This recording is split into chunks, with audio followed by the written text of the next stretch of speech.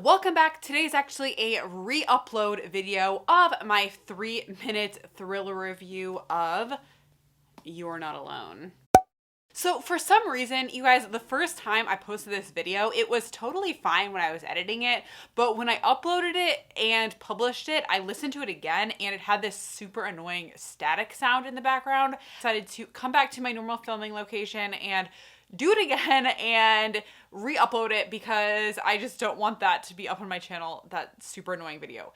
Anyway, let's get into the actual review. So this is my first 5-star thriller of 2020. I really enjoyed this book. It takes place in New York City and it starts off with a woman named Shay who goes down to take the subway as part of her normal routine. And when she's down there, she sees another woman come down on the platform and she actually jumps in front of the train. And Shay actually witnesses this right before her very eyes. And essentially the story unfolds from there.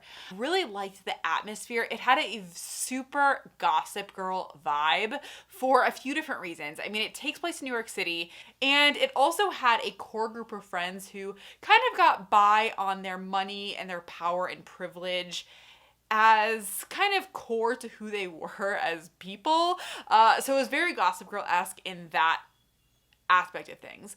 I also really like the writing style of this book. It was very fast paced. It was the kind of book where I kept wanting to pick it up. I kept wanting to just read one more chapter and just find out what was happening. So the writing style really got me as well.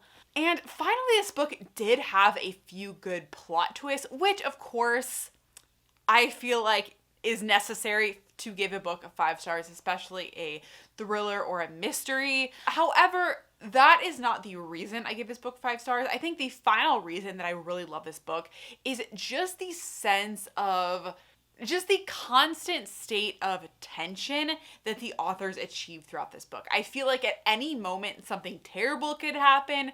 It was just kept me on the edge of my seat. So for all of those reasons, it was my first 5-star thriller of the year. Now, just a few things you may want to keep in mind.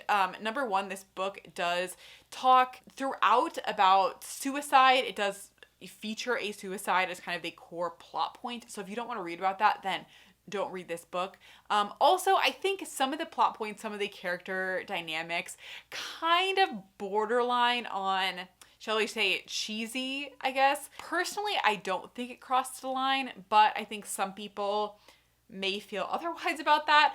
You know, take that for what it is. So let me know if you are thinking about reading this book or if you've already read it. I would love to know your thoughts. And that's it. Bye, guys.